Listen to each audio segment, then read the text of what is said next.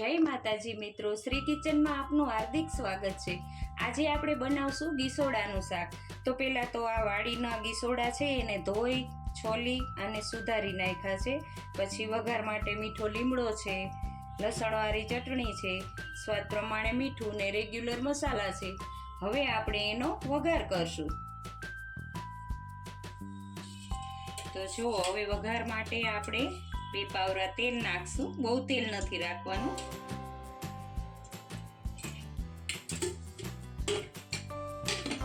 તેલ આવી જાય પછી રાઈ ને જીરું નાખવાનું।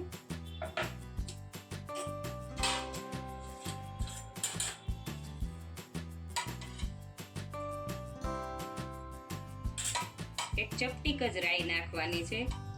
રાઈ જીરું ફૂટી જાય પછી હિંગ નાખવાની, ચપટી જીરું નાખવાનું।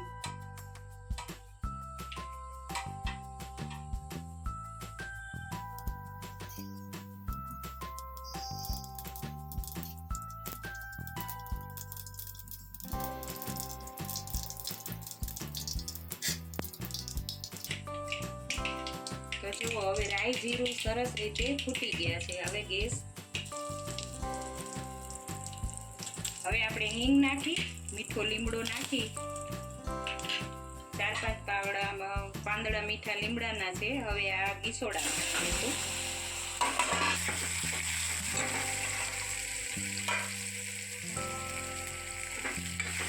હવે એને મિક્સ કરી લઈશું। જો તમારે રસાવાળું ખાવું હોય તો બાજરાના રોટલા સાથે સરસ લાગે, કોરું ખાવું હોય તો કોરું। હવે એમાં હળદર નાખશું, 1 ચપટી હળદર, સ્વાદ પ્રમાણે મીઠું,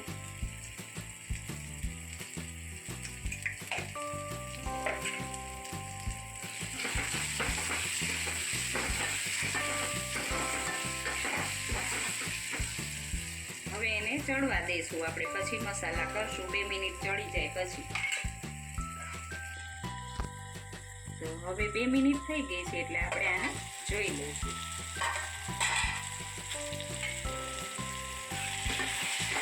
તો જો આપણા ગીસોડા ચડી ગયા છે। હવે મસાલા કરશું। 2 નાની ચમચી મરચું લીધું લસણ વાળું, તમારે જેટલું તીખું જોઈએ એટલું લેવાનું।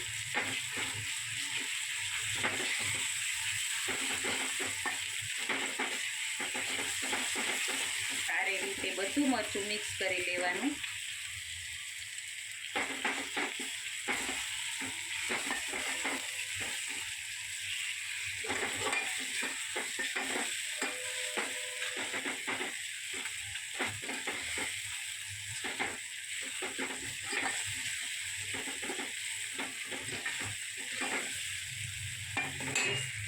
ગેસ ધીમો કરી દેવાનો। હવે આ મરચું ચડી જાય પછી બંધ કરી દઈશું ગેસને।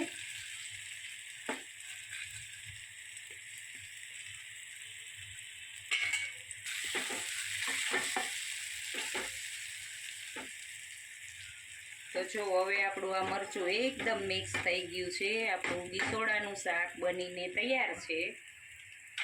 સ્વાદિષ્ટ એવું ગીસોડાનું શાક બનીને તૈયાર છે। જો તમને આ મારો વિડીયો ગમ્યો હોય તો લાઈક, શેર ને સબસ્ક્રાઈબ કરવાનું ભૂલતા નહીં।